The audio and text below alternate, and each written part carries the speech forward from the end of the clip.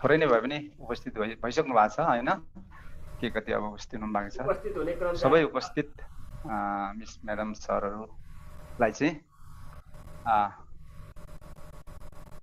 Okay तारा sir मेरो यो distance कतिको ठिक छ अलिक नजिक जान सक्नुहुन्छ अलिक टाढा हुनुहुन्छ सर हजुर क्लियर देखिन्छ देखिन्छ ठिक छ सर ठिक छ यहाँ भन्दा नजिक त हुँदैन होला सर म टेबलमै सेट गरिरहेको छु मेरो स्ट्यान्डलाई क्यामेराको स्ट्यान्डलाई ओके छ यतिको ठिक छ सर ठिकै छ ठिकै छ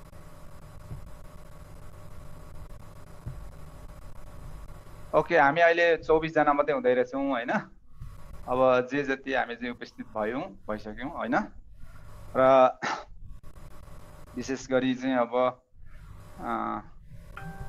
यो मौका दिनुहुने हाम्रो डाक्टर लिमलाई चाहिँ धेरै धेरै धन्यवाद दिन चाहन्छु र हाम्रो अग्रज सरहरू लिडर सरहरू हुनुहुन्छ हैन हाम्रो याम सरलाई हाम्रो प्रकाश सरलाई पनि धेरै धेरै धन्यवाद यहाँहरु हामी सबैको प्रयास चाहिँ सफल होस् भन्न चाहन्छु र जे जति उपस्थित हुनुहुन्छ हामीलाई सुन्नको लागि अथवा हामीले चाहिँ दिन खोजेको कुराहरु चाहिँ लिनको लागि जति प्रयास गरिराख्नु भएको छ समय मिलाइराख्नु भएको छ अप्ठ्यारो परिस्थितिमा पनि आफूलाई चाहिँ एडजस्ट गरिराख्नु भएको छ यहाँहरु सबैलाई चाहिँ हार्दिक धन्यवाद अनि विशेष गरी अब हिजो चाहिँ म पनि एकदम अबेरसम्म बसेँ हैन म हरेक क्लास चाहिँ म एटेन्ड गरिरहेको छु यहाँहरुले पनि देखिराख्नु भएको छ मलाई है म चाहिँ 12 घण्टा ड्युटी गरेर पनि म आफ्नो समयलाई चाहिँ मिलाएर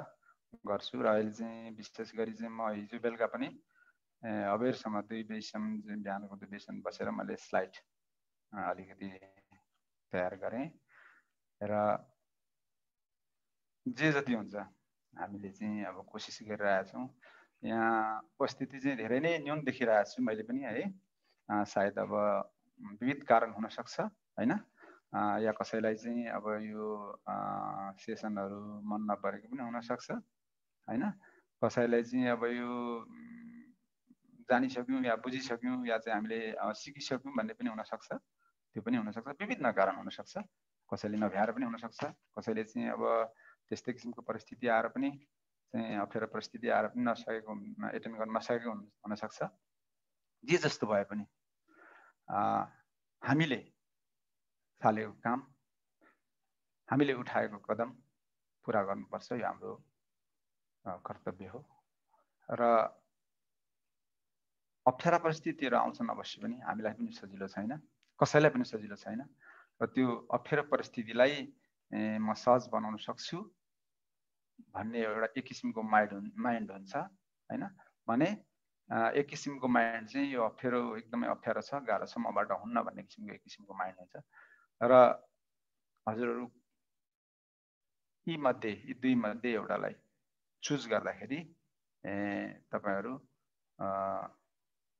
अगाडि पनि बढ्न सक्नुहुन्छ पछाडी पनि हट्न सक्नुहुन्छ र कतिपय चाहिँ हाम्रो सुरुवाती अवस्थामा चाहिँ एटेन्डेन्स राम्रो थियो धेरै जनाले चाहिँ एटेन्ड गरेर हैन राम्ररी क्लासहरु चाहिँ लिइराख्नु भएको थियो बिचमा चाहिँ अब धेरै जनाले चाहिँ क्लासहरु छोड्दै जानुभयो अहिले चाहिँ हामी कति जना छौं भने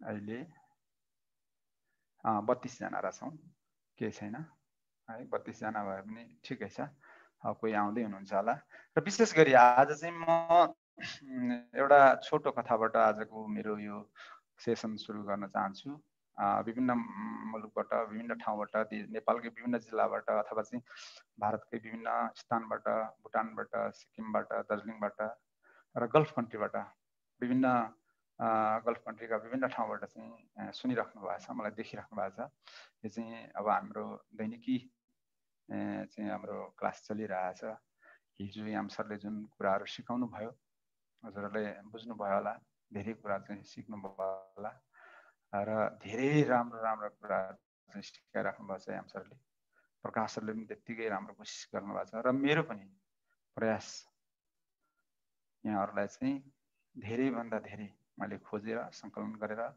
मैले देखेको जानेको अनुभव गरेको कुराहरु चाहिँ दिन चाहन्छु र आज स्पेसली हामी बिचमा भएको एउटा भ्रमलाई टुटाउनको लागि मैले केही पुस्तकहरू केही सामग्रीहरू पनि जुटाएको छु हैन।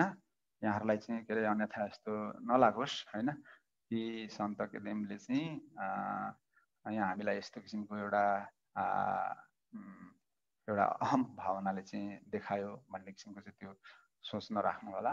मैले चाहिँ जुन कुरोहरू देखेँ, मैले जुन बाटोमा हिँड्दाखेरि जुन अप्ठ्यारो परिस्थितिहरूलाई भोगेँ र मैले त्यो व्यवसायमा आइकन जुन कुराहरू चाहिँ मैले अनुभव गरेँ, ती कुराहरूलाई चाहिँ म जहिले पनि एकदम किप एन्ड टच म आफूसँग सधैँ नजिकमा राखेर र नजिकमा रहेकाहरू सबैलाई चाहिँ सुनाउने चाहिँ चेष्टा गर्छु। र कतिले यी कुराहरूलाई राम्रो पनि मानिराख्नु भएको छ, कतिले नराम्रो पनि मानिरहेछ, चाहे जेसुकै होस्। र म आज स्लाइड पनि मैले तयार गरेको छु तारा सर। म स्लाइडको एउटा पिक्चर मात्रै सो गरेर म एउटा छोटो कहानी सुरु गर्छु, त्यस पछाडि मात्रै म स्लाइडमा जान्छु है। र ब्रिफिङ चाहिँ म बिस्तारै एक एकवटा गर्दै जान्छु है तारा सर। मलाई त्यो ओके, स्क्रिन सेयर ओपन छ सर, गर्न सक्नुहुनेछ।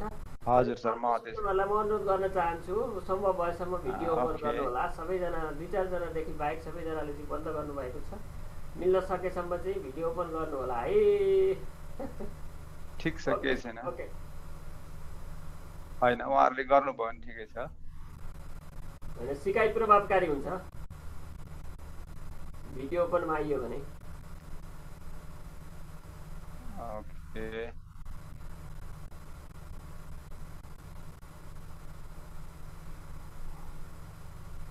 ओके,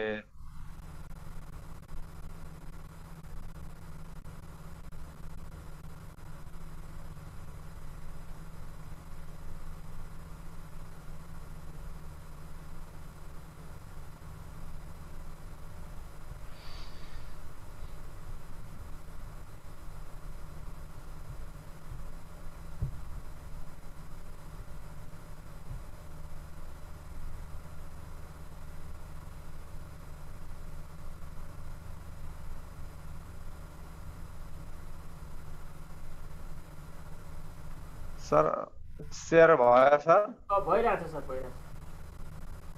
धेरैवटा देखिरहेछ, अब एउटालाई क्लिक गरेर फुल देखाउनु सर। भयो, एउटा पिक्चर देखियो अहिले देखियो। ओके सर, यो अहिले देखिएको चाहिँ अहिले देखियो त्यो बच्चा बोकेको एकदम प्यार गरिरहेको देखियो सर। अहिले के देखिएको छ सर भन्नुहोस्? त्यो नानी बोकेको काखमा एकदम माया गरिरहेको देखियो सर बच्चा। एउटा यो मात्रै छ हैन, अरु देखिएको छैन नि हैन?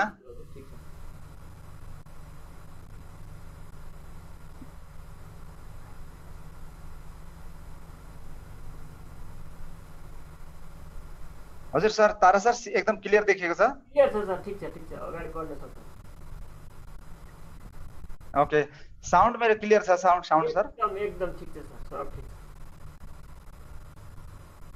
ओके सर, म अब सुरु गरेँ। सबै चाहिँ हाम्रो पार्टिसिपेन्टहरूले चाहिँ मलाई सुनिराख्नु भएको छ होला। अहिले चाहिँ अब क्यामेरा चाहिँ अफ छ है। म अडियोबाट नै कुरो गर्छु र विशेष गरी चाहिँ म आज एउटा एकदम छोटो कथा चाहिँ मैले यहाँ आज प्रस्तुति गर्दैछु, किनभनेदेखि आजको टपिकसँग यो एकदमै रिलेटेड कुरा भएको हुनाले चाहिँ म कथाबाट सुरु गर्न चाहन्छु है। र बाँकी रहेको समय चाहिँ पछाडि म स्लाइडबाट केही कुराहरू चाहिँ सम्झाउने अथवा देखाउने कोसिस गर्नेछु। र धन्यवाद यहाँहरू सबैलाई। र तारा सर धेरै धेरै धन्यवाद यहाँलाई पनि। यहाँहरूले चाहिँ मलाई मोनिटरिङ गर्नु होला। आवाज क्लियर आएन भने अथवा मैले बोलेको सुनिएन भने हजुरले मलाई खबर गर्नु होला। र स्लाइड चाहिँ देखिएन अथवा चाहिँ अपोजिट भयो भने पनि खबर गरिदिनु होला। र विशेष गरी आज म एउटा छोटो कथा सुनाउँछु, आमा छोराको है। यो मैले फोटो पनि त्यही भएर चाहिँ मैले चुज गरेर एउटा फोटो सिलेक्ट गरेर चाहिँ यहाँ चाहिँ अब स्लाइडमा देखाइरहेको छु, यहाँहरूले देखिराख्नु भएको छ होला है।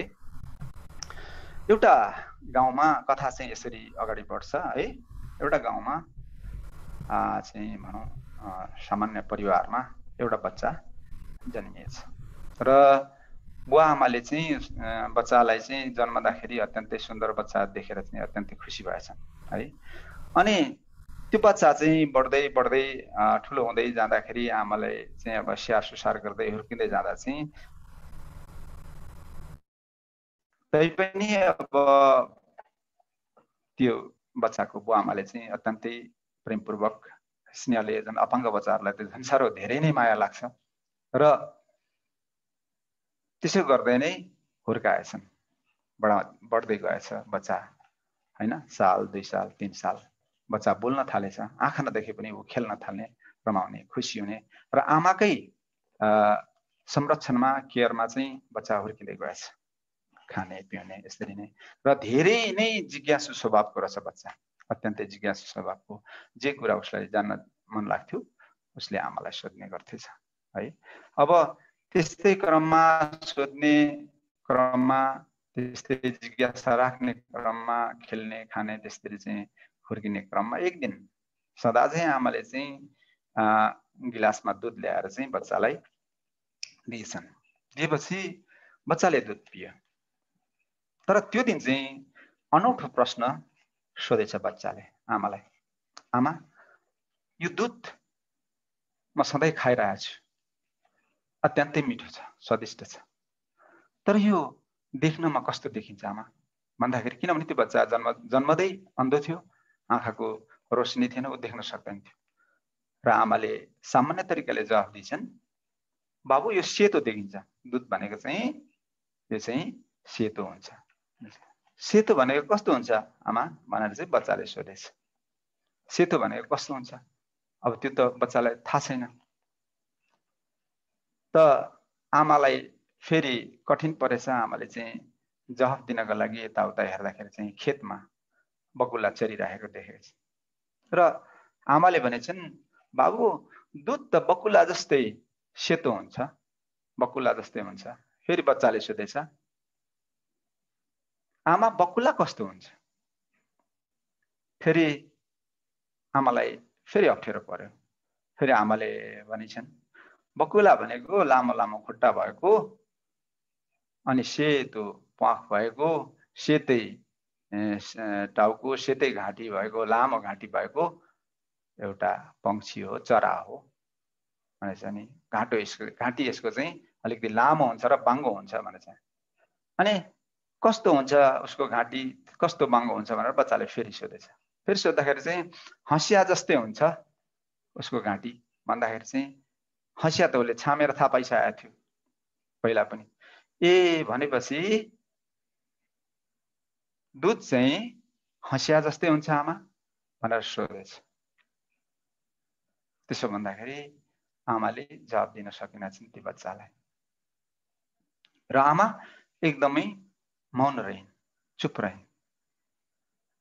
बच्चालाई कसरी सम्झाउने या कसरी बुझाउने, किनभने जन्मदै ऊ अन्धो थियो, उसले केही पनि देखेको छैन, कलरको उसलाई कुनै ज्ञानै छैन। त आमा मौन रहिन्, चुप रहिन्। त्यस पछाडि बच्चाले फेरि सोध्यो, आमा किन चुप लाग्नु भएको? के दुध हँसिया जस्तै बाङ्गो हुन्छ अथवा दुध चाहिँ बकुला जस्तै सेतो हुन्छ, बकुला चाहिँ हँसिया जस्तै बाङ्गो हुन्छ? त्यो बच्चाको प्रश्न, त्यो जिज्ञासा सुनेपछि आमा रुन थालेछन्। र आमा धेरै बेर नबोलेको र चुप रहेको थाहा पाएपछि बच्चाले दुवै हात आमाको अनुहारमा लगेर छामेछ। छाम्दाखेरि आमा रोइरहेको पाएछ।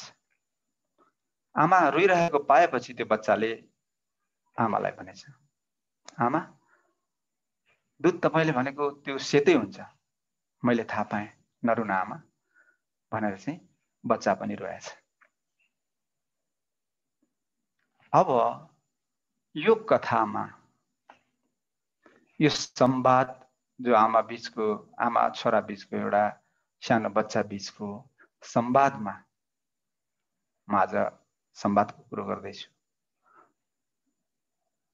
तपाईहरुलाई के लाग्छ कि यो संवाद जो आमा छोरा बीच एउटा बच्चा बीच भएको संवाद यो पूर्ण संवाद थियो?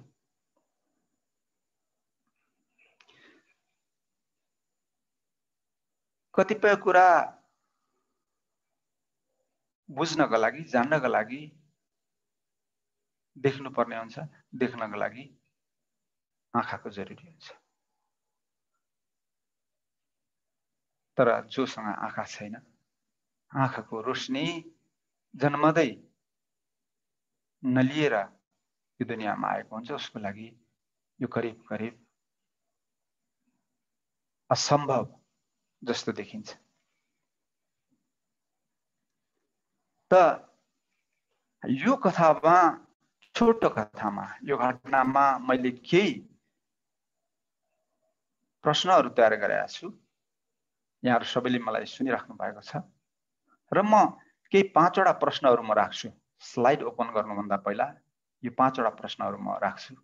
आजको यस छोटो कथालाई हजुरहरूले यसको उचाइ कति उचाइसम्म पुग्न सक्नुहुन्छ र गहिराई कति गहिराईसम्म पुगेर यसलाई बुझ्ने कोसिस गर्नुहुन्छ र जवाब भोलि म र्यान्डमली तारा सरले कसैलाई चुज गर्नुहुन्छ। हजुरहरू माझमा यो प्रश्न मैले राखेको छु।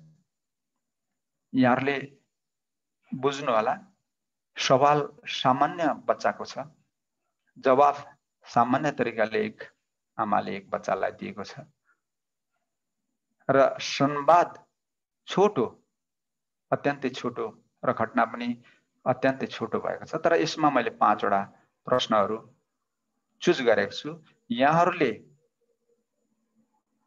यसलाई चाहिँ एउटा साइन्टिफिक एंगलबाट, बायोलोजिकल एंगलबाट अथवा आध्यात्मको एंगलबाट या कुनै एउटा मानवीय संवेदनाको एंगलबाट या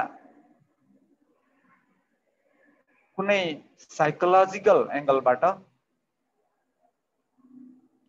हेर्नु भएको छ भने त्यही अनुसार हजुरले चाहिँ भोलि जवाब दिने कोसिस गर्नु होला।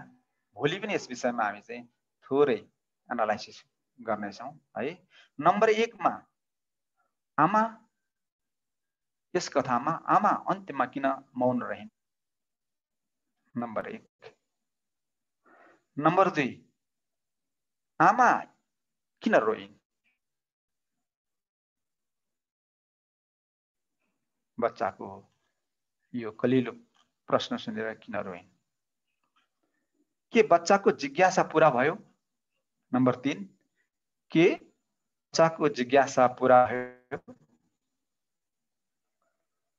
नम्बर 4, के संवादलाई पूर्ण मान्न सकिन्छ? यदि आमाले भनेको कुरा बच्चाले बुझ्न सफल भए कसरी? फेरि पनि म हजुरहरूलाई रिपिट गरिदिन्छु, ध्यान दिएर सुन्नु होला। यो छोटो कथाको मैले सारलाई 5 वटा प्रश्नमा मैले विभक्त गरेर राख्दैछु प्रश्न। यहाँहरूले एकपल्ट गहिरेर सोच्नु होला र भोलि यसै सन्दर्भमा हामी छलफल पनि गर्नेछौँ। नम्बर 1, आमा किन मौन रहिन्? यसको जवाब हजुरले हरेक एंगलबाट दिन सक्नुहुन्छ। आमा किन रोइन्? नम्बर 2, के बच्चाको जिज्ञासा पूरा भयो? नम्बर 4, के यो संवादलाई पूर्ण मान्न सकिन्छ? यदि आमाले भनेको कुरा, नम्बर 5, यदि आमाले भनेको कुरा बच्चाले बुझ्न सफल भए कसरी? त यहाँहरूलाई मैले यी 5 प्रश्नहरू राखेको छु। अब म स्लाइडको पहिलो भागतर्फ लाग्दैछु। हजुरहरूले चाहिँ ध्यान दिएर हेर्नु होला। मैले अब स्लाइडलाई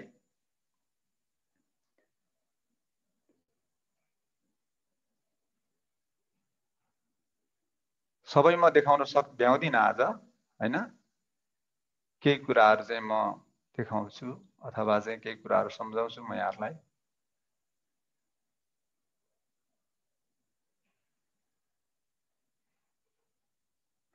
तारा सर सुन्दै हुनुहुन्छ नि है? हजुर हजुर एकदम ठीक छ सर। यहाँ तारा सर सुनिँदैछ? एकदम मजाले सुनिरहेको छ सर, एकदम ठीक छ। 5 नम्बरको क्वेसन एकपल्ट फेरि भनिदिनु भन्दै हुनुहुन्छ। सर सुन्दै हुनुहुन्छ? अहिले हामी कतिजना? ओके 39 जना। 5 नम्बरको क्वेसन, हजुर 5 नम्बरको क्वेसन मैले रिपिट गरिदिन्छु नि त है त। Okay sir.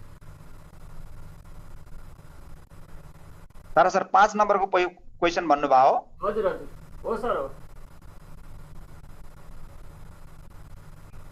नम्बर 5 मा आम सुन्नु होला है सर। हजुर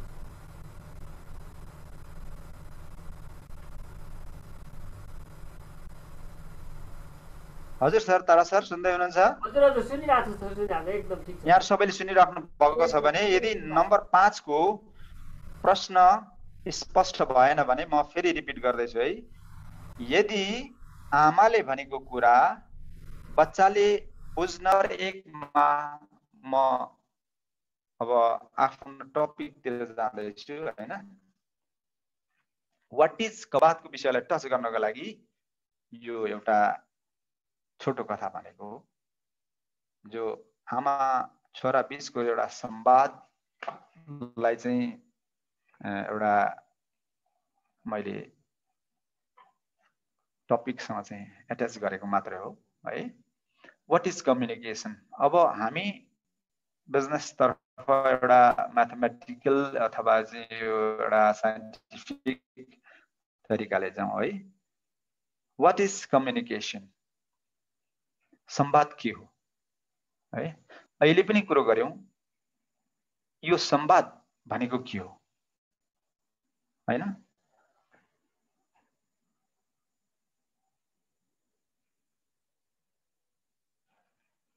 संवाद भनेको के हो नम्बर 1 हामीले जान्नु पर्ने। नम्बर 2 तपाईले स्लाइडमा पनि देख्न सक्नुहुन्छ है। अक्षरहरू चाहिँ अलिकति ह्रस्व दीर्घमा अलिकति तलमाथि हुन सक्छ। मैले चाहिँ हिजो बेलुका 2 भिजन लाएर चाहिँ मैले तयार पारेको है। अब नम्बर 1 मा संवाद के हो हैन? नम्बर 2 मा संवाद कसरी तयारी गर्छौं? नम्बर 3 मा संवाद कसरी सम्प्रेषण गर्छौं हैन? अथवा संवाद कलालाई विकास गर्नु किन जरुरी छ? यो चारवटा प्रश्न जस्तै छन् स्टेट तरिकाले हेर्दाखेरि। संवाद के हो त भन्दाखेरि संवाद भनेको के हो यसको डेफिनेसन म पछाडी दिन्छु है। पछाडी स्लाइडमै छ है। अर्को संवाद कसरी तयार गर्छौं है र संवाद कसरी सम्प्रेषण गर्छौं र संवाद कलालाई विकास गर्नको लागि किन जरुरी छ? पहिलो कुरो संवाद भन्ने कुरो बुझ्नु पर्यो है। संवादको डेफिनेसन यहाँ दिएको छु मैले है। मैले स्लाइडलाई अघि पछि गर्दै म सम्झाउने कोसिस गर्नेछु। यहाँहरुले चाहिँ लेख्न चाहनुहुन्छ भने लेख्नु होला, म बिस्तारै भन्छु। र संवादको डेफिनेसन यसको व्याख्या म तपाईहरुलाई पहिला इंग्लिशमा गर्छु अनि नेपालीमा गर्छु, तपाईहरुले हेर्न सक्नुहुनेछ है। Number 1 the definition of communication है। संवादको व्याख्या।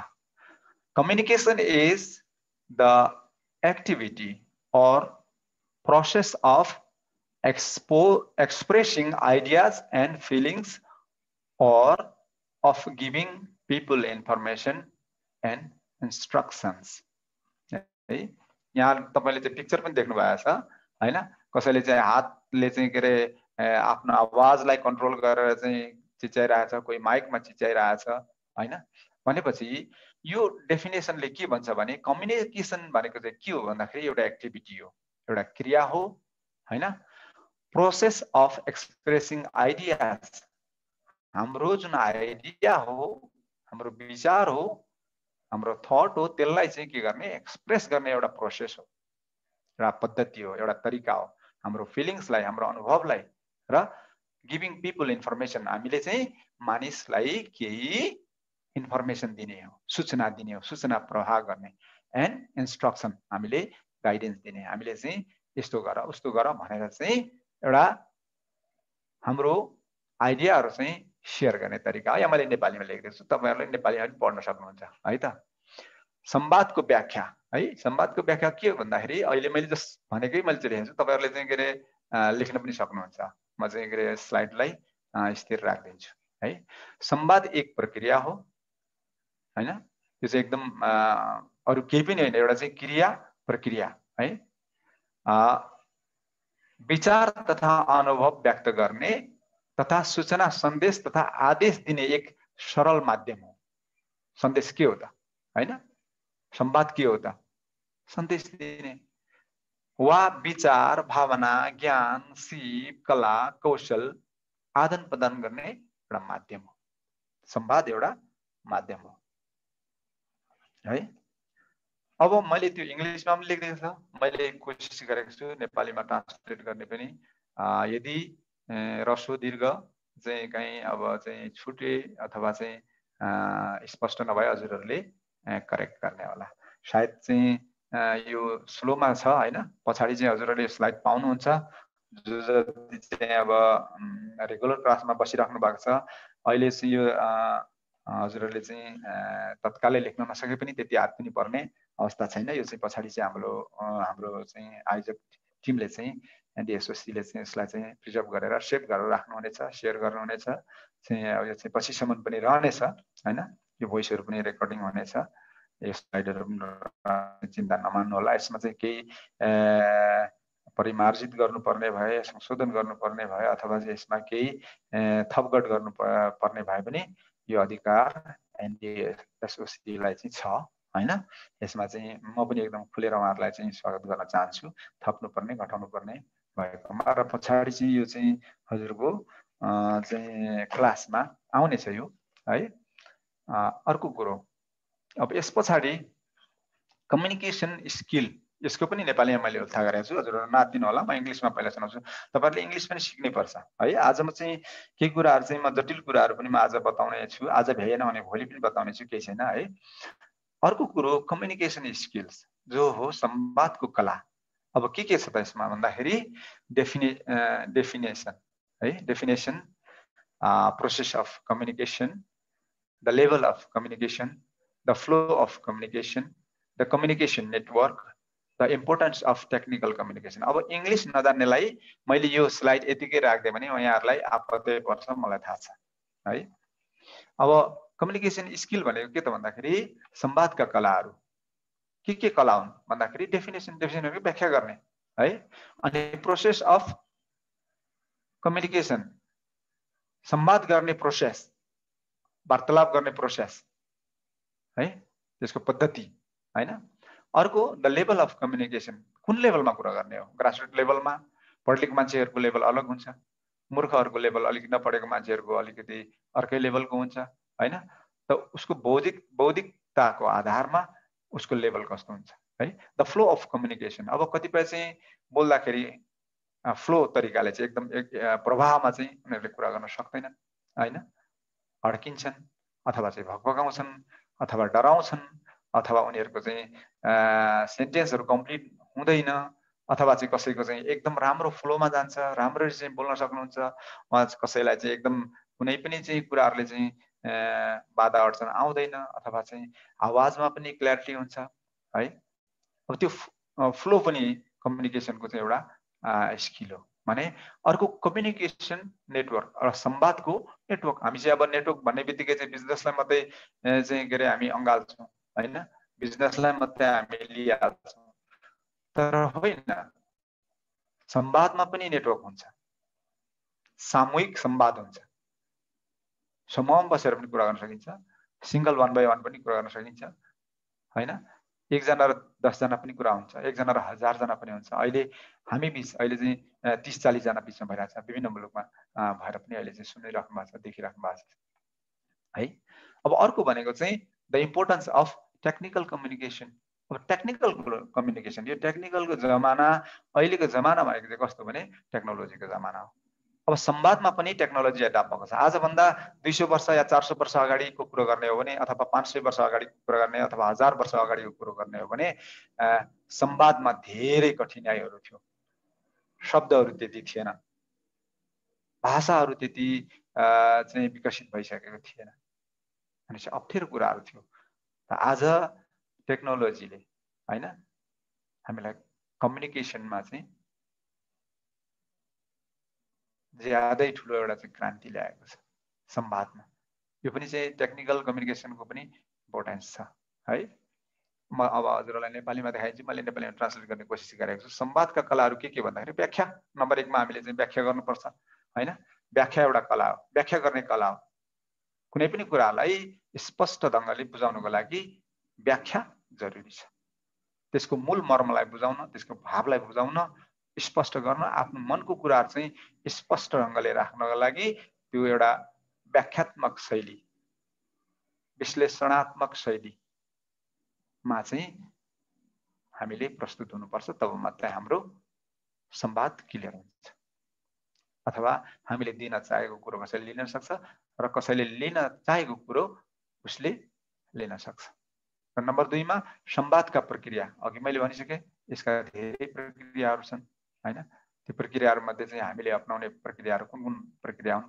व्यापार गर्दा कस्तो किसिमले बोल्नुपर्छ, हामीले चाहिँ ग्राहकसँग कसरी बोल्नुपर्छ, अथवा चाहिँ हामीले चाहिँ आफूभन्दा ठुलोसँग कसरी बोल्नुपर्छ, आफ्ना मित्रहरूसँग चाहिँ कसरी बोल्नुपर्छ, हाम्रो शब्दमा चाहिँ कस्तो किसिमको प्रकृति हुनुपर्छ, अथवा चाहिँ शब्दहरू हाम्रो चाहिँ कस्तो हुनुपर्छ, अथवा हामीले हाम्रो भोइस टनलाई कसरी कन्ट्रोल गर्नुपर्छ, यी प्रक्रियाहरू। अर्को संवादका तह, विभिन्न तहको हुन्छ संवाद। हाई क्याटेगोरीको हुन्छ, एकदम हाई लेभलको, एकदम साहित्यिक भाषाहरू हुन्छ कुनै हैन। कोही सामान्य एउटा व्यावहारिक भाषा हुन्छ हैन, व्यावहारिक तहमा बोलिने। एउटा व्यापारिक तहमा बोलिने अर्को भाषा हुन्छ। भाषा एकै हुन्, तर जुन शैली हो, जुन एउटा चाहिँ तह अनुसार हैन, लेभल अनुसार चाहिँ हामीले आफ्नो संवादलाई चाहिँ छनौट गर्नुपर्ने हुन्छ, बनाउनु पर्ने हुन्छ, मोडिफाई गर्नुपर्ने हुन्छ। हामीले चाहिँ त्यसलाई चाहिँ एउटा कुन लेभलमा हामी कुरा गर्दैछौँ त्यो लेभलको चाहिँ तह अनुसारको चाहिँ हामीले त्यसै संवादलाई चाहिँ परिमार्जित गर्नुपर्छ। अर्को कुरो, अब संवादका प्रवाह मैले अघि भनिसके, त्यो चाहिँ हामीले चाहिँ कतिपय कुराहरू चाहिँ बोल्दाखेरि स्पष्ट नहुने, अथवा चाहिँ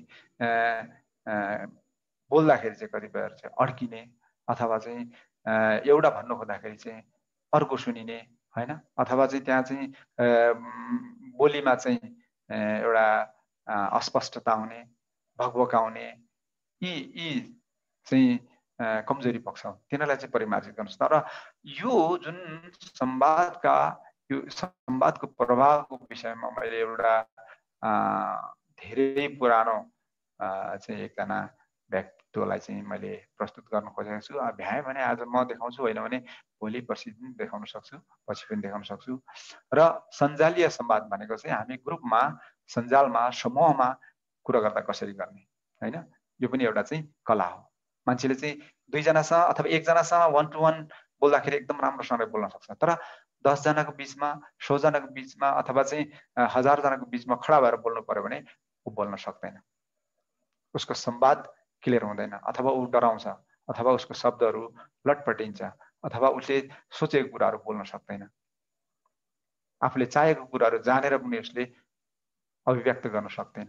कारण के त भन्दाखेरि एउटा सञ्जालीय संवादको चाहिँ उसलाई अनुभव हुँदैन। र त्यसकारणले यो सञ्जालीय संवाद अथवा धेरै मानिसको भिडमा बोल्ने पनि एउटा कला हो। बोल्ने भन्नाले जथाभावी जेसुकै बोल्ने होइन, ताकि त्यो भिडले उसको आवाजलाई रुचाओस् अथवा सुन्न चाहोस्। जस्तो प्राविधिक संवादहरूको महत्त्व हैन।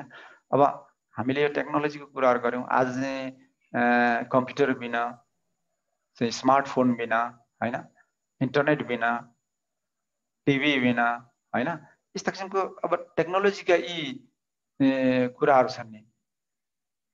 प्राविधिक संवादको महत्त्व चाहिँ अब हामीले अहिलेको एउटा चाहिँ टेक्नोलोजीको जमानामा आएर पनि बुझ्यौँ भने, अथवा यो प्राविधिक संवादको महत्त्वलाई बुझेर चाहिँ हामीले त्यसलाई चाहिँ अलिकति आफ्नो व्यावहारिक जीवनमा, व्यापारिक जीवनमा ढाल्न सक्यौँ भने हामीले जति उन्नति प्रगति गर्नुपर्ने हो, जति समयभित्र, त्यति समयभित्र त्यो हुन सक्दैन। हुन सक्छ अवश्य पनि, मानिसले कोसिस गरेको खण्डमा केही त हुन सक्छ, तर अहिलेको यो एउटा विज्ञान र प्रविधिले गरेको जुन ल्याएको एउटा क्रान्ति अथवा यो परिवर्तनले के देखाउँछ भने, जोसँग यो प्राविधिक कुराहरू छ अथवा प्राविधिक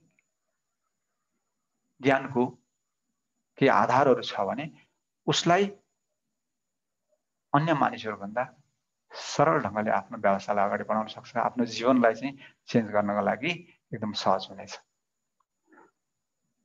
र अर्को, why you need to develop strong communication. मैले इङ्ग्लिस तपाईहरुलाई किन देखाउँदैछु भने तपाईहरुले लेख्नुहोस्, तपाईहरुले अर्थ बुझ्नु भएन भने दोहोर्याएर तेर्याएर लेख्नुहोस्, सुन्नुहोस् हैन। मेरो आवाज चाहिँ रिपिट गरेर चाहिँ म भनिदिन्छु, why do you need to develop strong communication skills.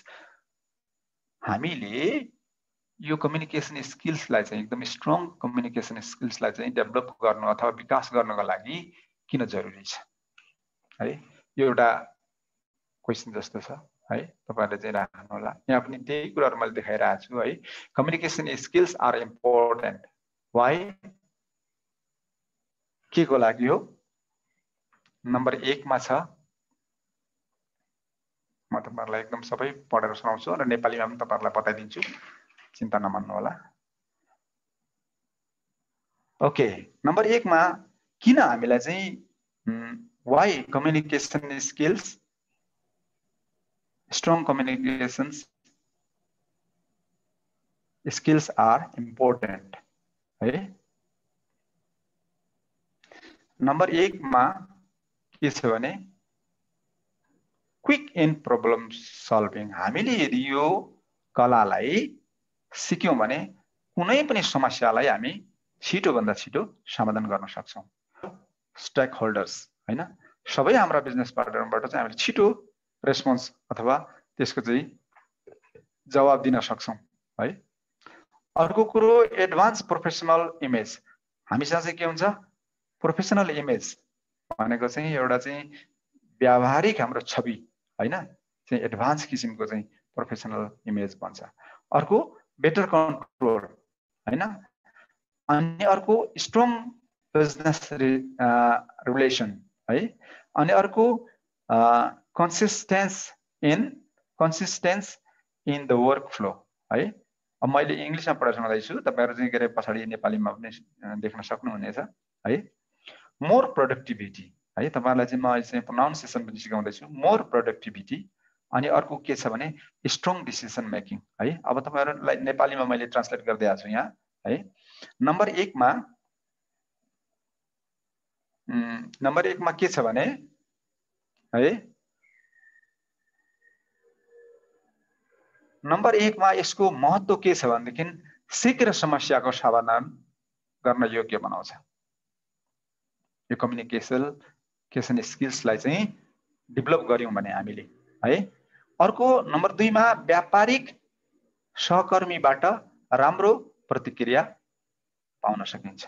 भनेपछि हामी एकदम बोल्दाखेरि चाहिँ एकदम राम्रो छ हाम्रो बोलीचाली, हामीले भनेको कुराहरु चाहिँ सबैले सुन्न रुचाउँछन्, हामीले भनेको कुराहरु चाहिँ सबैले मन पराउँछन्, अथवा हाम्रो बोलीमा त्यस्तो किसिमको शैली छ, हाम्रो बोलीमा चाहिँ त्यस्तो किसिमको एउटा आकर्षण छ, अथवा चाहिँ हामीले भनेका कुराहरु चाहिँ उहाँहरुले मन पराउनुहुन्छ, सुन्न मन पराउनुहुन्छ, हामीसँग चाहिँ कारोबार गर्न मन पराउनुहुन्छ, व्यापार गर्न चाहनुहुन्छ, व्यवसाय गर्न चाहनुहुन्छ, हाम्रो बोलीलाई उहाँहरुले मन पराउनु भयो भने हामीले के गर्छौं भन्दाखेरि राम्रो एउटा चाहिँ सहकर्मीहरुबाट, हाम्रो बिजनेस पार्टनरहरुबाट चाहिँ राम्रो प्रतिक्रिया पाउँछौं।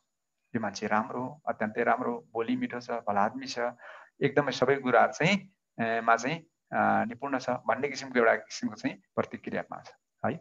अर्को कुरो, आधुनिक व्यावसायिक छवि निर्माण गर्ने भन्नाले चाहिँ अब हामीले जुन अहिले यो स्किललाई डेभलप गर्दै छौं हैन भने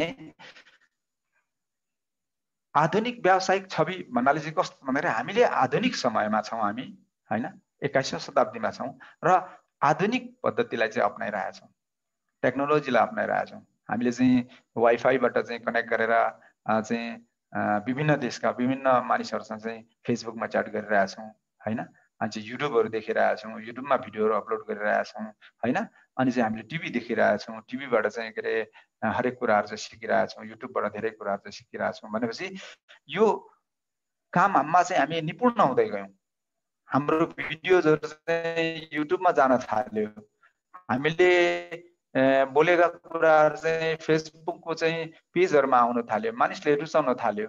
हाम्रो चाहिँ व्यक्तित्वको विकास हुँदै गयो। हामीले चाहिँ हरेक प्रोग्रामहरुमा चाहिँ आफ्नो कला कौशललाई चाहिँ बढाएर लग्यौं, हाम्रो बोलीको विकासलाई चाहिँ गर्दै गयौं भने हाम्रो छवि निर्माण हुँदै जान्छ। हाम्रो व्यक्तित्वको व्यावसायिक तरिकाले चाहिँ निर्माण हुँदै जान्छ है। आधुनिक व्यावसायिकको रूपमा चाहिँ हामी चाहिँ के हुन्छ भने हाम्रो छवि निर्माण हुन्छ। अर्को कुरो, व्यवसायमा राम्रो नियन्त्रण। हामीले यो कला सिक्ने बित्तिकै क्रमिक रूपले चाहिँ हामीले यो कलालाई विकास गर्दै जाने, हाम्रो चाहिँ बौद्धिक लेभललाई उठाउँदै लाने हो भने हाम्रो चाहिँ बिस्तारै बिस्तारै चाहिँ हाम्रो के गर्छ भने व्यवसायमा पनि हाम्रो नियन्त्रण हुन्छ। किनभने हाम्रो ग्रुप बढ्दै जान्छ, हाम्रो टिम बढ्दै जान्छ, हाम्रो अर्गनाइजेसन बढ्दै जान्छ, हाम्रो चाहिँ सेलिङ भ्यालुहरू चाहिँ बढ्दै जान्छ, सेल्स ग्रुपहरू चाहिँ बढ्दै जान्छ र धेरैले चाहिँ हामीलाई रुचाउँदै गएपछि हामीले त्यस्तै किसिमको चाहिँ के अरे लिडर्सहरू बनाउँदै गयौँ भने हाम्रो व्यवसायमा पनि राम्रो पकड बन्दै जान्छ, हाम्रो टिम बलियो बनेर जान्छ र हामी समाजमा चाहिँ एक किसिमको चाहिँ एउटा छवि बनाउन सक्छौँ, हामी चाहिँ आफ्नो पहिचान बनाउन सक्छौँ र हामीले चाहिँ व्यवसायलाई पनि नियन्त्रणमा लिन सक्छौँ।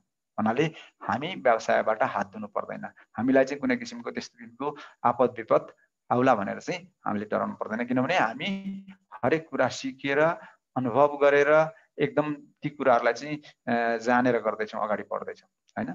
र अर्को नम्बर 5 मा छ बलियो व्यावसायिक सम्बन्ध। पहिलो कुरो त राम्रो बोल्नेको मिठो बोल्नेको पिठो बिग्छ, नराम्रो बोल्ने नमिठो बोल्नेको चामल पनि बिग्दैन भन्ने चाहिँ उक्ति छ। वास्तवमा हाम्रो चाहिँ व्यावसायिक सम्बन्ध राम्रो हुनुको पछाडिको कारण के हो भने एकदम टीका टिप्पणी नगर्ने, क्रिटिसाइज नगर्ने हैन, सबैसँग चाहिँ एउटा एकदमै मिलनसार भएर चाहिँ आफ्नो एउटा व्यवसायप्रति चाहिँ एकदमै झुकाव भएर चाहिँ अगाडि बढ्ने, यस्तो हाम्रो चाहिँ एउटा कलाको विकास गर्दै गयौँ, हाम्रो चाहिँ व्यक्तित्व कलाको विकास गर्दै गयौँ भने हाम्रो सम्बन्ध पनि बलियो भएर जान्छ। अहिले साँच्चै भन्ने हो भने यो डिएक्सन कम्पनीमा आइकन डिएक्सन कम्पनीमा यो 8 वर्षको पिरियडमा चाहिँ मैले काम गरेँ। अहिले फुल टाइम चाहिँ म कम्पनीमै काम गरेर पार्ट टाइमको रूपमा गर्दा पनि आज मैले नेपालकै चाहिँ विभिन्न क्षेत्रका चाहिँ हाम्रा मित्रहरू, सरहरू, मिसहरू, म्याडमहरूबाट चाहिँ एकदमै धेरै माया हैन, एकदमै धेरै चाहिँ एकदम बलियो एउटा सम्बन्ध हैन, त्यस्तो किसिमको एक किसिमको एउटा दोस्ती, एउटा भाइचाराको चाहिँ एउटा एक किसिमको चाहिँ हाम्रो नाता बलियो भएर गयो। र यो व्यावसायिक सम्बन्ध पनि बलियो हुँदै जान्छ। र अर्को कुरो, कार्यमा नियमित निरन्तरता। अब हामी यो स्किललाई डेभलप गरेर अगाडि बढ्दै गएपछि हाम्रो कार्यमा पनि नियमितता र निरन्तरता बढ्दै जान्छ। जस्तो जति हामी चाहिँ सक्षम हुँदै जान्छौँ, जति हामी सबल हुँदै जान्छौँ, जति मानिसले हामीलाई सुन्न चाहन्छन्, जति हामीलाई चाहिँ मानिसले चाहिँ भेट्न चाहन्छन् अथवा चाहिँ हामीसँग बिजनेस गर्नको लागि राजी हुन्छन्, त्यति नै हाम्रो कार्यमा पनि नियमित र निरन्तर रूपले चाहिँ विकास हुँदै जान्छ। अब हाम्रो सुनेर सबै भाग्न थाले, हामीले चाहिँ के अरे कुनै पनि बिजनेस प्रपोज राख्दाखेरि कसैले पनि एक्सेप्ट गरेनन्, अथवा चाहिँ हामीले चाहिँ कसैलाई भन्दाखेरि चाहिँ उनीहरूले चाहिँ हाम्रो कुराहरू चाहिँ सुनेनन्, हामीसँग चाहिँ बिजनेस गर्नको लागि राजी भएनन्, अथवा हामीले चाहिँ उहाँहरूलाई सन्तुष्ट बनाउन सक्यौँ अथवा उहाँहरू चाहिँ हाम्रो कुरा सुनेर चाहिँ निरुत्साही भए भन्ने हाम्रो बिजनेस अगाडि जाँदैन। र कार्यमा नियमित र निरन्तरता दिनको लागि यो कला कौशल एउटा व्यक्तित्व कलाको विकास हैन चाहिँ संवादको एउटा कलालाई चाहिँ निर्माण गर्न जरुरी छ र यसले चाहिँ त्यस हिसाबले हामीलाई फाइदा दिन्छ। ओके, नम्बर 6 मा 1 2 3 4 5 6 7 मा चाहिँ उत्पादनमा वृद्धि। अब यदि हामीले हाम्रो बिजनेसलाई चाहिँ एकदमै अगाडि बढाउँदै गयौँ अथवा चाहिँ हाम्रो एउटा चाहिँ भनौँ न एउटा बोल्ने क्षमताले गर्दा हाम्रो बिजनेसलाई चाहिँ डेभलप गर्यौँ, हाम्रो ग्रुप ठुलो भयो, हाम्रो अर्गनाइजेसन ठुलो भयो भने उत्पादनमा वृद्धि अटोमेटिकली हुन्छ अथवा हाम्रो सेल्समा वृद्धि अटोमेटिकली हुन्छ। हाम्रो अर्गनाइजेसन ठुलो भयो, टिम ठुलो भयो, हाम्रा चाहिँ साथीभाइहरू धेरै भए र हामी चाहिँ मिलेर काम गर्न थाल्यौँ भने हाम्रो उत्पादनमा यानी हाम्रो सेल्समा, हाम्रो आम्दानीमा अटोमेटिकली वृद्धि भएर जान्छ। र अन्तिम छ बलियो निर्णय लिन। हामी यदि हरेक कुराहरुमा सक्षम हुँदै आयौं भने अन्त्यमा हामीले कुनै पनि निर्णय लिनको लागि हिचकिचाउनु पर्दैन। हामीले कुनै पनि बलियो निर्णय लिनको लागि सक्षम हुन्छौं, किनभने हामीले हाम्रो टिमको, हाम्रो ग्रुपको, हाम्रो अर्गनाइजेसनको, हाम्रो साथीभाइको जति पनि सम्पर्कमा भएको मानिसको दिल जितिसकेका हुन्छौं, हामी समूहमा बाँधेका हुन्छौं र हामी एउटा शक्तिशाली समूहको एउटा शक्तिशाली लिडर बनिसकेका हुन्छौं र त्यस कारणले गर्दाखेरि कुराहरु चाहिँ हामीले सिक्न जरुरी छ है। अब यहाँले कसरी बुझ्नु? अब यहाँ मैले यो लाइब्रेरी जस्तो देखाइरहेको छु, यहाँ लेडिजले चाहिँ पढिरहेको छ, यहाँ धेरैले चाहिँ भन्नुहुन्छ है चाहिँ मैले पढ्न पाइन, म पढ्न सक्दिन, मसँग समय छैन, मैले चाहिँ पढ्या छैन, मलाई यो आउँदैन, मलाई ऊ आउँदैन, यस्ता किसिमका 1000, 2000, 3000 कारणहरू एकापट्टि र एउटै शब्द अर्कोपट्टि राख्ने हो भने त्यो एउटै शब्दले त्यो हजारौं त्यस्ता कारणहरूलाई परास्त गरिदिन्छ। त्यो एउटै शब्द के हो मेरो विचारमा, मेरो अनुभवमा हो भने त्यो हो आलस्यता, लेजिनेस। यदि कसैले पढाइको लागि मैले यो कारणले पढ्न सक्दिन अथवा यो कारणले म समय मिलाउन सक्दिन भनेर कसैले 1000 कारण देखाउँछ भने पनि त्यो कारणको विपक्षमा म एउटै शब्द मात्रै प्रयोग गर्छु, त्यो हो आलस्य, त्यो हो लेजिनेस।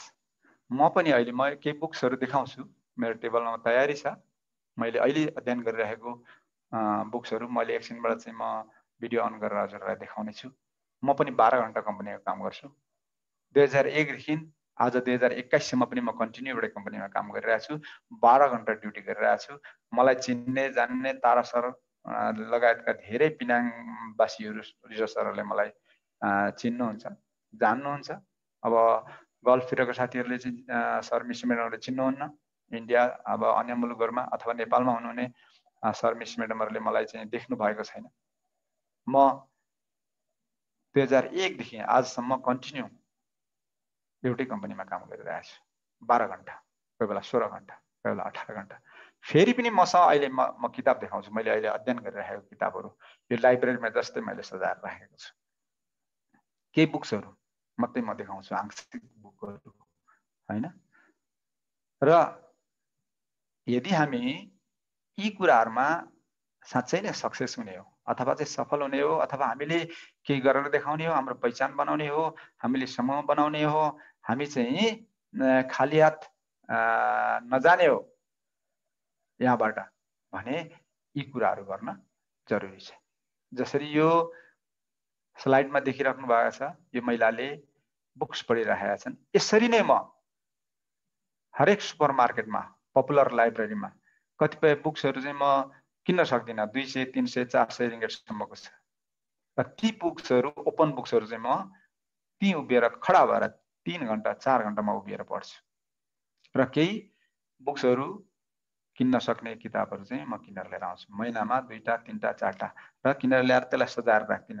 जतिखेर समय मिल्छ मेरो झोलामा एनी टाइम एउटा किताब हुन्छ। म एक पेज कोही बेला लन्च ब्रेकमा पढ्छु, कोही बेला राति पढ्छु, कोही बेला बिहान पढ्छु। मलाई जतिखेर पढ्न मन लाग्छ म एक पेज पढ्छु। लेख्न मन लाग्छ म तत्काल लेखिहाल्छु। र यो सिक्ने प्रक्रियालाई रोक्नु भयो भने तपाईको हरेक कदम अगाडि हैन पछाडी जान्छ। चल्नु त तपाई अगाडि चल्नुहुन्छ, तर तपाईको प्रत्येक प्रगतिको विवरणहरु पछाडी पर्छ। समयलाई मात्रै तपाईले चाहिँ काट्दै जानुहुनेछ, उन्नति र प्रगतिलाई पछाडी छोड्दै जानुहुनेछ है। हामीले यी कुरालाई चाहिँ मूल्याङ्कन गर्नुपर्छ। ओके, म अब सरसती छोटो छोटो भन्छु। कन्टिन्यू रिडिङ भनेको छ। यदि तपाई आफ्नो बिजनेसमा सक्सेस हुने हो भने तपाई हामी म पनि इभन म पनि है कन्टिन्यू रिडिङ। यी विद्वानहरुले, अनुभवीहरुले लेखेका कुरा कन्टिन्यू रिडिङ, पढिरहनुपर्छ, हामीले पढिरहनुपर्छ। आजै 1000वटा किताब पढ्ने होइन, भोलि नै 1000वटा किताब पढ्ने होइन। कन्टिन्यू रिडिङ भनेको मतलब चाहिँ प्रत्येक दिन प्रत्येक समयमा थोरै थोरै भए पनि plus plus plus continue reading plus भनेको छ। प्लस प्लस प्लस प्लस तपाईँ युट्युबमा गएर हेर्नुहोस् अथवा चाहिँ त्यस्तै किसिमको ज्ञानका कुराहरू खोज्नुहोस्, युट्युबमा पाउनुहुन्छ। त्यस्तै किसिमको चाहिँ के अरे विज्ञानका कुराहरू खोज्नुहोस्, पाउनुहुन्छ त्यहाँ। त्यस्तै कुराको चाहिँ मनोरञ्जनको कुरा खोज्नुहोस्, त्यहाँ पाउनुहुन्छ। तपाईँ के खोज्न चाहनुहुन्छ युट्युबमा त्यही पाउनुहुन्छ।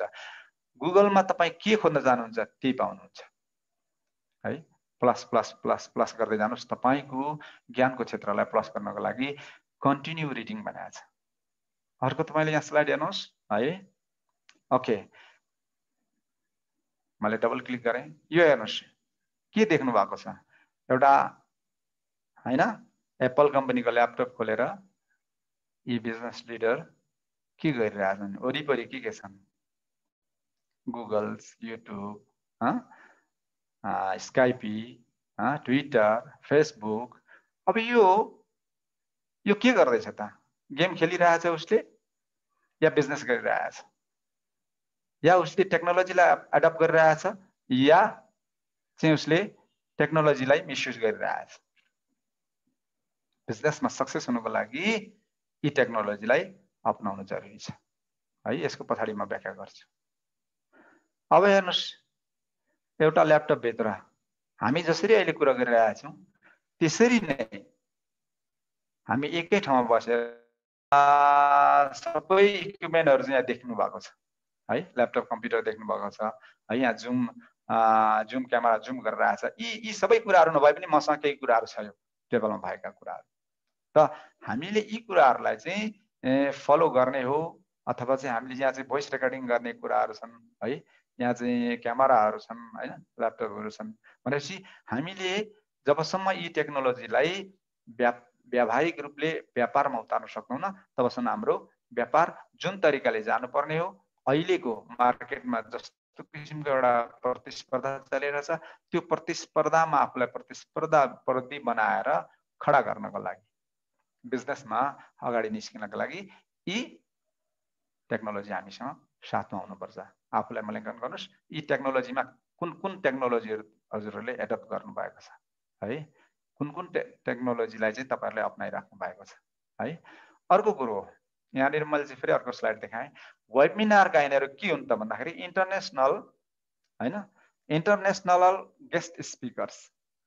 यिनीहरु के हुन् त भन्दाखेरि वेबिनार गर्ने international guest speakers. International guest speaker भनेको हुन्छ कस्तो भने एउटा विश्वभरि यिनीहरुले चाहिँ आफ्नो आवाज पुर्याउन सक्छन्। विश्वले मान्यता दिएका यी चर्चित लिडरहरु हुन्, गेस्ट स्पिकरहरु हुन्, वक्ताहरु हुन्। यिनीहरुसँग क्रमिक रूपले यिनीहरुले चाहिँ आफ्नो बोल्ने कलाको विकास गरे, संवादको विकास गरे। अघि मैले भनिन तिनै कुराहरुको विकास गर्दै गर्दै गर्दै बोल्दै बोल्दै सिक्दै सिक्दै सिकाउँदै सिकाउँदै यिनीहरु के भयो त भन्दाखेरि इन्टरनेशनल लेभलको गेस्ट स्पिकर बने। अब वेबिनारहरु गर्न थाले। यिनीहरु वेबबाट चाहिँ बोलेको कुरा अझ विश्वभरि युट्युबले हैन चाहिँ सारा संसारमा फैलाइदिएको छ। यिनीहरु 1 घण्टा बोल्दाखेरि उनीहरुलाई लाखौं लाख डलर चाहिँ त्यो कम्पनीले, जुन कम्पनीको लागि उले बोलेको छ। हाम्रो इन्डियाका विवेक बिन्द्रा, सन्दीप महेश्वरी हैन लगायतका धेरै कति छन्। अब चाहिँ के अरे शिव खेडा हैन, पश्चिमका युरोप अमेरिकाका त कति छन् है, चाइनाकै कति छन् हैन, नेपालकै कति चाहिँ अब त्यस्ता किसिमका स्पिकर्सहरु हुनुहुन्छ। त त्यो भनेको चाहिँ ओभरनाइट एकै रातमा कोही पनि त्यस्तो किसिमको स्पिकर अथवा इन्टरनेशनल लेभलको चाहिँ गेस्ट स्पिकर बन्न सक्दैन। यो चाहिँ क्रमिक विकासको एउटा प्रतिफल हो है।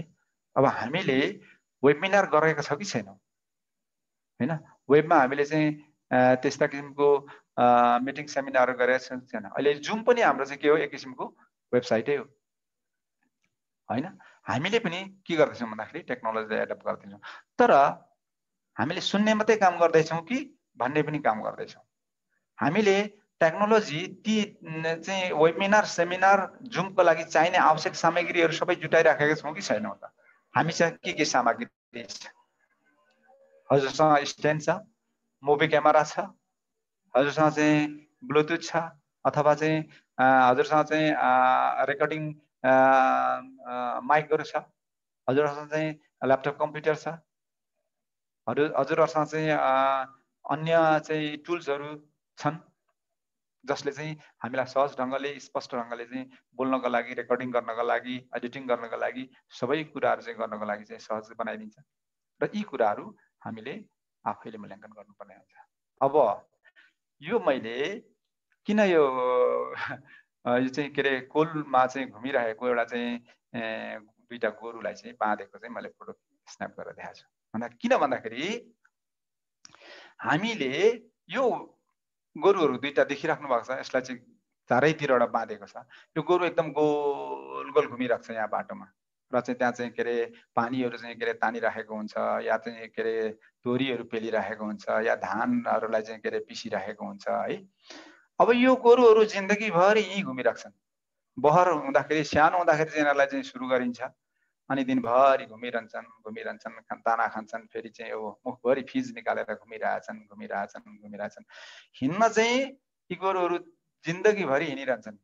बहरबाट जवान हुन्छन्, जवानबाट बुढो हुन्छन्, बुढो भएपछि मर्छन्, र यिनीहरूलाई चाहिँ खाडीमा लगेर पुरिन्छ। अब हिँड्न त यिनीहरूले धेरै हिँडे, तर पुगे कहाँ? कहीँ पनि पुगेन।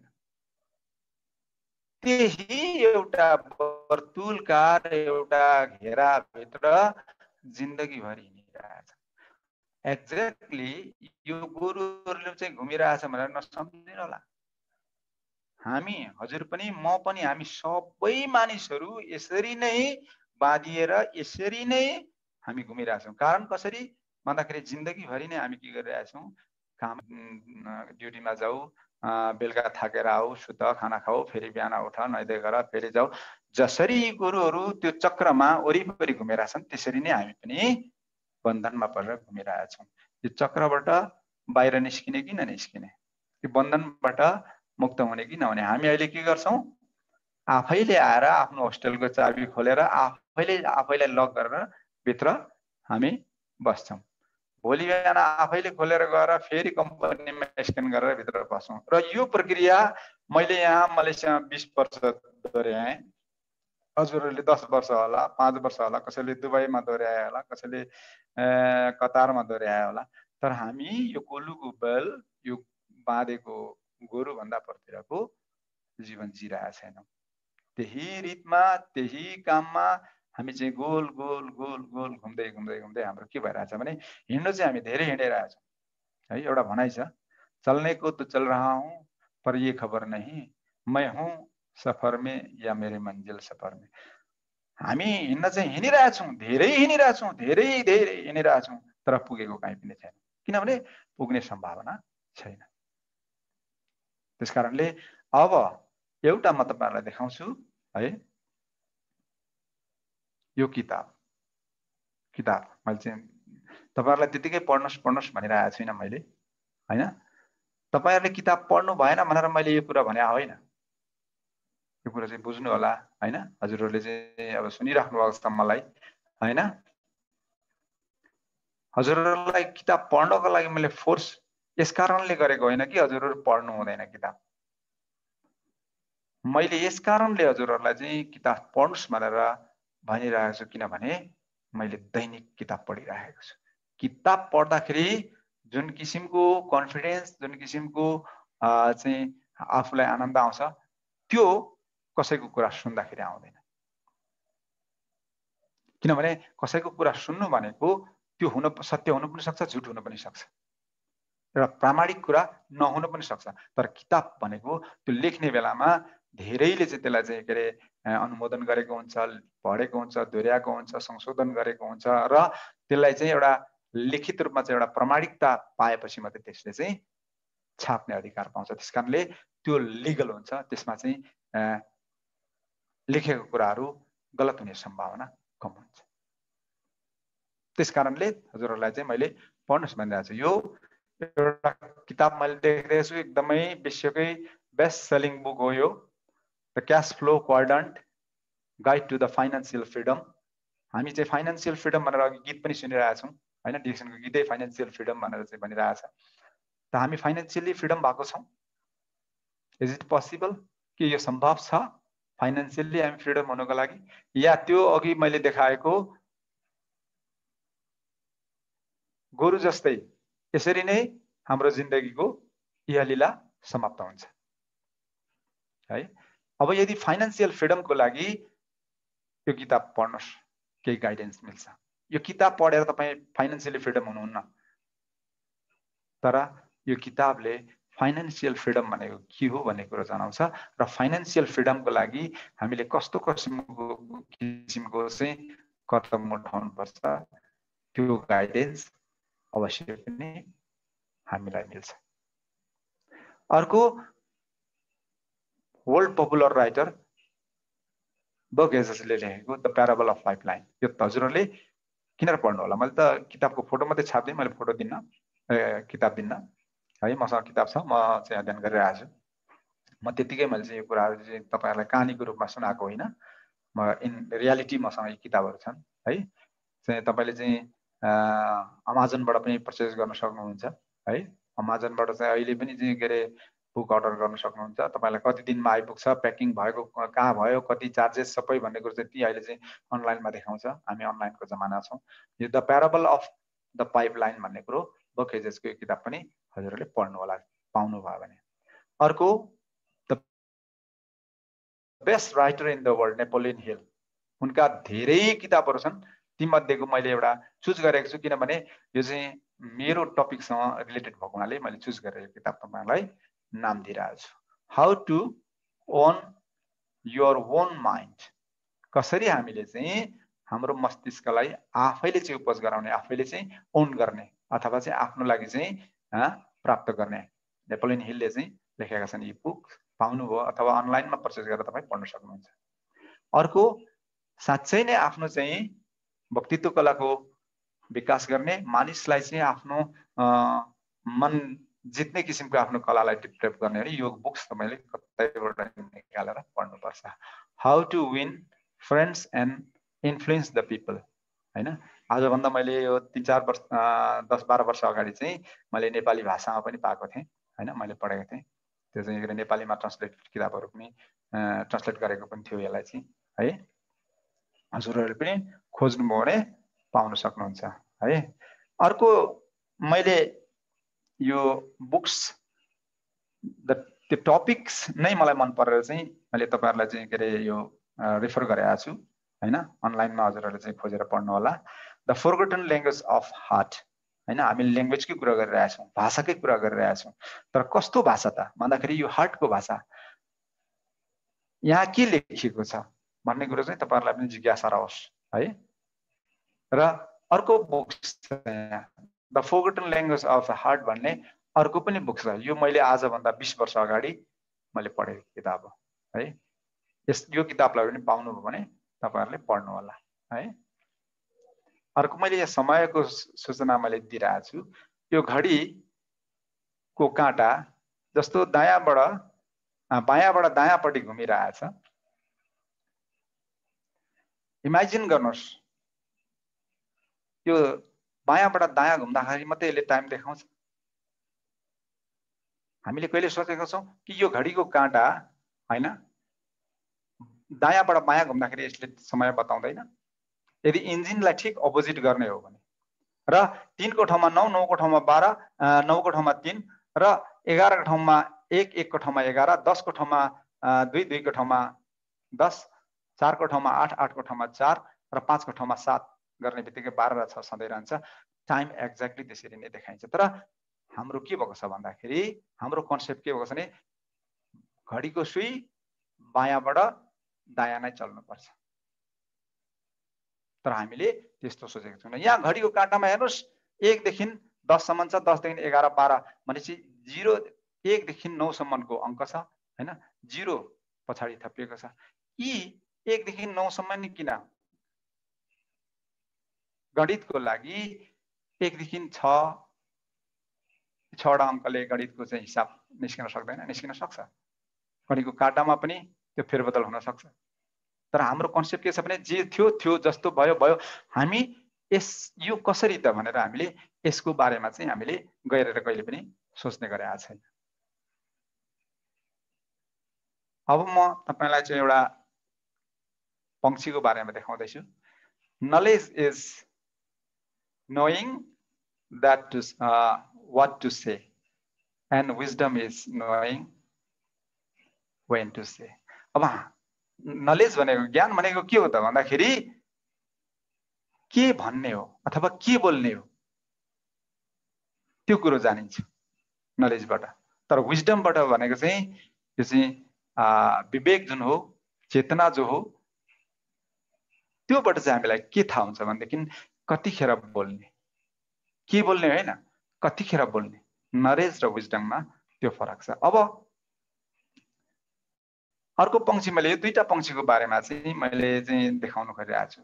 यो चाहिँ भनेको चाहिँ आकाशमा उड्ने एक किसिमको, यो के हो भन्दाखेरि चिलो, बाजो, काकाकुल पनि भन्छ यसलाई हैन। यो दुईटा चरालाई मैले किन लिएको भन्दाखेरि यसले दिउँसो आँखा देख्दैन। यदि यो लाटोकोसेराले दिनमा आँखा देख्दैन भने सूर्यको प्रकाशको के दोष छ? यदि यो काकाकुलले आकाशबाट परेको पानी पिउन सक्दैन, पाउँदैन, अथवा चाहिँ यो प्यासमा जहिले तडपिएर रोइरहेको हुन्छ अथवा यसको आवाज त्यस किसिमको एउटा फिल हुन्छ, एकदम प्यासमा तडपिएको जस्तो हैन। अब धेरैले चाहिँ भन्छ काकाकुलले जमिनको पानी पिउन पाउँदैन, एकदम प्यासमा रहन्छ भनेर चाहिँ हाम्रो चाहिँ कथन छ हैन। त यदि यो चराले आकाशबाट परेको पानी पिउन सक्दैन भने वर्षाको के दोष? अब हामीले यी सारा साधनहरू, स्रोतहरू हुँदाखेरि पनि हामीले यी कुराहरू प्राप्त गर्न सकेनौं, हामीले सफल हुन सकेनौं। हामीलाई टेक्नोलोजी छ, समय छ, साधन छ, हामी सम्पर्कमा छौं, हामी ठाउँमा छौं, फेरि पनि हामी यी कुराहरूबाट चाहिँ वञ्चित रहन्छौं अथवा सक्सेस हुन सक्दैनौं भने यो काकाकुल जस्तै हो हामी र यो लाटोकोसेरा जस्तै हो हामी। हामीले आँखा नदेख्नुमा सूर्यको दोष छैन। जसरी यो लाटोकोसेराले दिउँसो आँखा देख्दैन, यसमा सूर्यको कुनै दोष छैन। र यो काकाकुलले पानी पिउन पाउँदैन, यसमा वर्षातको कुनै दोष छैन। त्यसकारणले हामी यदि कुनै पनि काममा असफल हुन्छौं भने त्यसमा हाम्रै दोष छ। यो एउटा मैले स्लाइड देखाइरहेको छु, तपाईहरुले देखिराख्नु भएको होला है। म छिटो स्लाइडलाई खतम गर्छु है। यो चाहिँ एउटा मान्छेको अक्षर चाहिँ अनुहार चाहिँ दिवालभित्र चाहिँ बनाइएको छ। यो चाहिँ फ्रिडम स्कल्प्टर भन्छ हैन। स्वतन्त्रको लागि चाहिँ एउटा मूर्तिकार, स्वतन्त्रको लागि चाहिँ उसले संकेत गरेर चाहिँ बनाएको मूर्ति हो, मूर्ति कलाकारले चाहिँ बनाएको। एउटा चाहिँ यहाँ चाहिँ के रे हात मात्रै देखिन्छ, चेहरा धेरै भित्र चाहिँ के रे फ्रेम भित्र चाहिँ भासिएको छ। एउटाको अलिकति टाउको मात्रै देखेछ, एउटाले हात निकालिरहेछ, हेल्प मागिरहेछ, एउटा निरीह भएर चाहिँ हेरिरहेछ, उ निस्किने सम्भावना छैन है। अर्को चाहिँ भनेको हात दिएर चाहिँ हेल्प मागिरहेछ, उ बाहिर निस्किने कोसिस गरिरहेछ, यो बन्धनबाट, यो फ्रेमबाट बाहिर निस्किनु खोजिरहेछ है। एउटा फ्रेम भित्र एट्याच भएर बसेको छ र अर्को यी कोसिस गरेर फ्रेमबाट बाहिर निस्किन खोजिरहेछ है। यो ब्लकबाट बाहिर निस्किन खोजिरहेछ र एउटा यो फ्रेमबाट बाहिरिएको छ, आजाद भएको छ यो फ्रेमबाट। अब यो एउटा फ्रेम भित्र उसको प्राण गइसकेको छ। हामी यही फ्रेम भित्र छौं। को कहाँ छौं कल्पना गर्नुस्, म कहाँ छु म हजुरहरुलाई म बताइदिन्छु। म यो फ्रेमबाट सुरुमा म निरीह भएर हेरिराखेको थिएँ। म यो फ्रेमबाट बाहिर, यो बन्धनबाट बाहिर निस्किन सक्दिनँ होला, म त्यस्तो थिएँ। पछाडी मलाई कसैले आवाज दियो, मैले हात बढाएँ। मैले 2013 मा यो फ्रेमबाट बाहिर निस्किन्छ भनेर मैले निर्णय लिएँ। कसैले मलाई हात दियो, मैले हातमा हात मिलाएर म बाहिर निस्किन कोसिस गरेँ। मैले बिस्तारै बिस्तारै कोसिस गर्दै गर्दै मेरो आफ्नो शरीरको अलमोस्ट अंगलाई बाहिर निकालेँ र अहिले म यहाँ छु। करिब करिब म निस्किसकेको छु। र हामीभन्दा अग्रज लिडरहरू जो अहिले आजाद भएर घुमिराख्नु भएको छ, उहाँहरू यो फ्रेमबाट बाहिर निस्किसक्नु भएको छ। म फ्रेमबाट बाहिर निस्किसकेका केही लिडर्सहरूको नाम लिन्छु। छत्रबहादुर लिम्बू हाम्रो अपलाइन, दोर्जेन यासुर, अनि चाहिँ हाम्रो रामबहादुर तामाङ, गङ्गा तामाङ, राम राई, हाम्रा चाहिँ गङ्गा राई लगायतका धेरै धेरै चाहिँ हाम्रो मिनाराम खड्का, यस्ता धेरै छन्, दिलबहादुर राणा। इन्डियन कम्पनीबाटै यो फ्रेमबाट बाहिर निस्किन सफल भएका धेरै लिडर्स हुनुहुन्छ। कोसिस गर्नुहोस् तपाईँ कहाँ हुनुहुन्छ, यो फ्रेमबाट बाहिर निस्किन कोसिस गर्नु भइरहेछ कि छैन? कोसिस गर्ने मानिस अवश्य सफल हुन्छ। र केही महिना पछाडि म पनि आजाद हुँदैछु। तपाईहरू यो फ्रेमबाट बाहिर निस्किन चाहनुहुन्छ या फ्रेमभित्रै तपाईँ आफ्नो जीवनको इहलियालाई समाप्त गर्न चाहनुहुन्छ?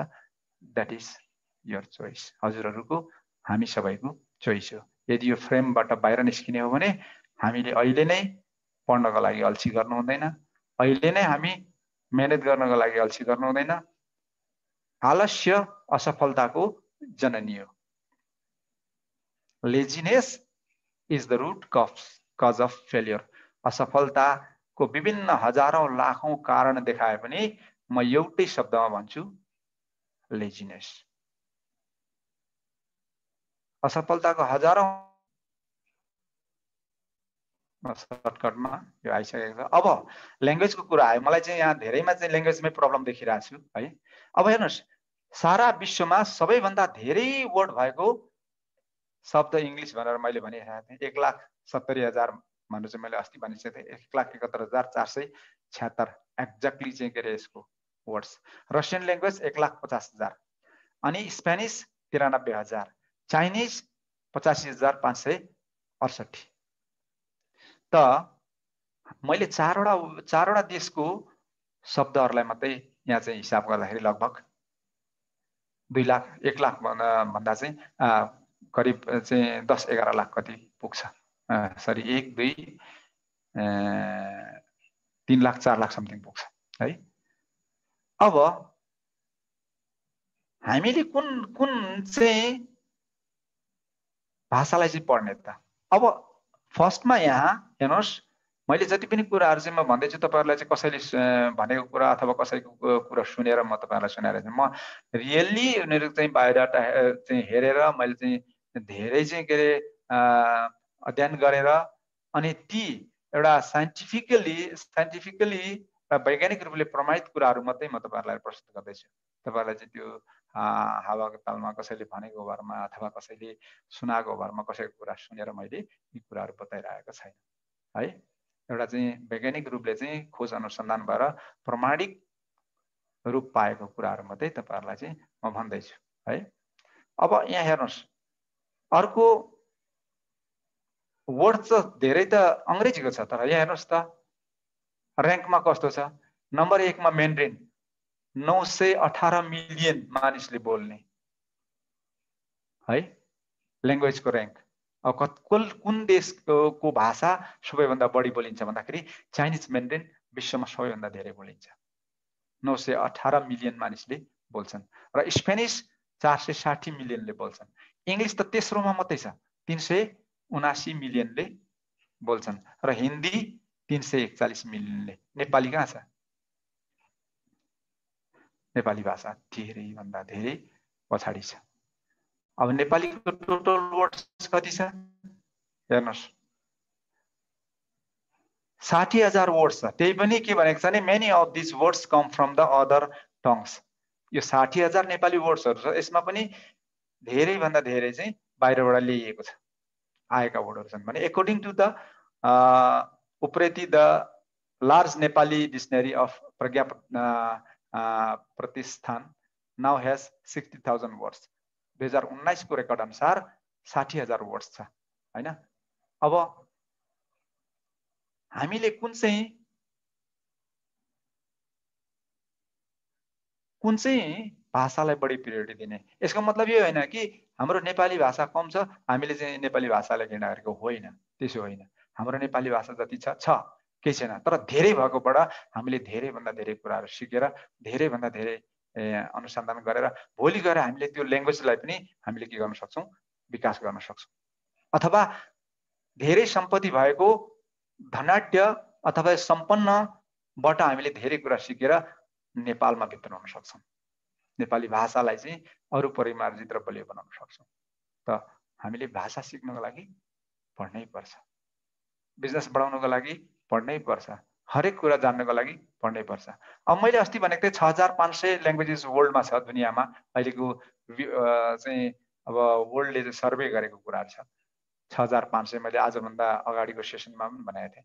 म चाहिँ रिटर्न तपाईँहरूलाई चाहिँ प्रस्तुत गरिरहेको छु एउटा चाहिँ के अरे प्रुफ सहित हैन। त 6500 इन्टु अहिलेको चाहिँ के अरे जति पनि ल्याङ्ग्वेजहरू छन् तिनीहरूलाई मल्टिप्लाई गर्ने हो भने दुनियाँमा कति million million trillion million million चाहिँ वर्ड्सहरू छन्, शब्दहरू छन् हैन। ती शब्दहरू हामीले सबै सिकेर त सकिँदैन, तर कुन चाहिँ कति महत्त्वपूर्ण कुरा छ। शब्दले आज सबै कुराहरू भन्न सकिँदैन। तपाईँ ए भन्नुहोस् बी छुट्छ, बी भन्नुहोस् सी छुट्छ, दिन भन्नुहोस् रात छुट्छ, रात भन्नुहोस् दिन छुट्छ। तर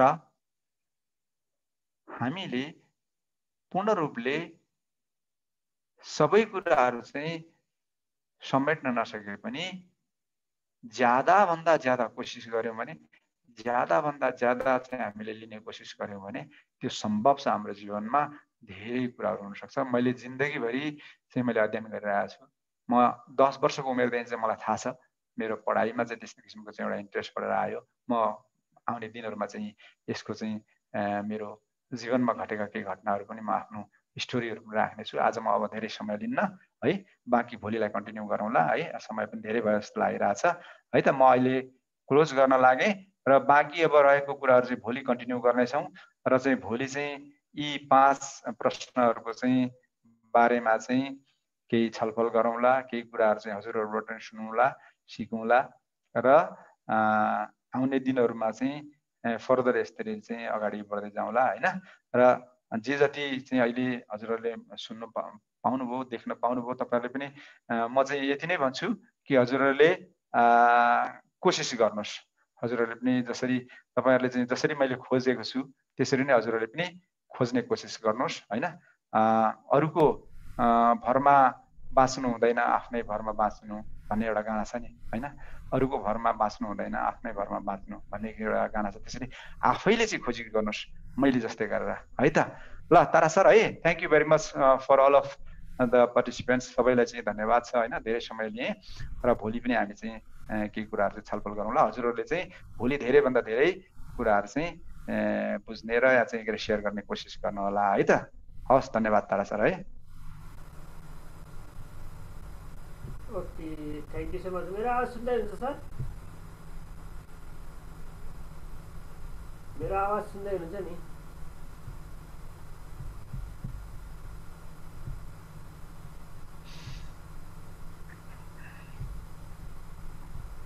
ओके, धेरै धेरै धन्यवाद दिन चाहन्छु। हाम्रो चाहिँ आज